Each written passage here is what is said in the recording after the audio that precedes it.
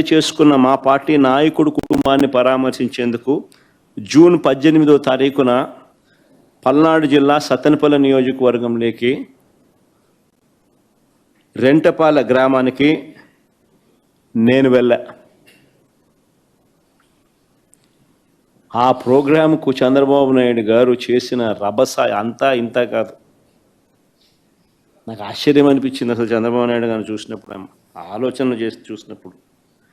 నా కార్యక్రమానికి ఎవరిని రాకుండా అడ్డుకునే ప్రయత్నం ఆశ్చర్యం అనిపించింది. వస్తే ఈయనకి బాధ ఏమిటి అని. ఈయన కార్యక్రమాలకు మనుషులు ఎవరు రాకపోతే అది ఆయన బాధ. ఎందుకు మనుషులు ఆయన కార్యక్రమాలకు రావడం లేదంటే దానికి కారణం ఆయన చేసిన మంచి ఏది లేదు కాబట్టి. దాన్ని సరిదిద్దుకోకుండా ఆయనకు వ్యతిరేకత చూపిస్తూ, ఆయన మీద వ్యతిరేకత కనిపిస్తూ వేల మంది ఇటువైపున కార్యక్రమాలకు అటెండ్ అవుతా అంటే ఈయనకేం బాధ అని అడుగుతాను.